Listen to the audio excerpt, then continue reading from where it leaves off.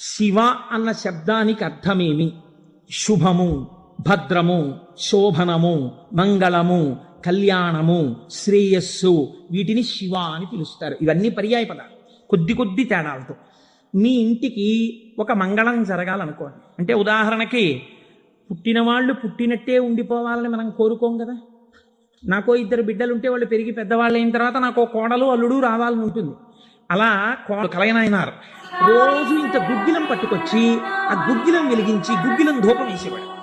ఆ ధూపం అంతా పూజ గదంతా నిండిపోతే అందులో కూర్చుని మార్కండేయుడు ఇలాగే వాసన పీల్చి ఉండి ఉంటాడు.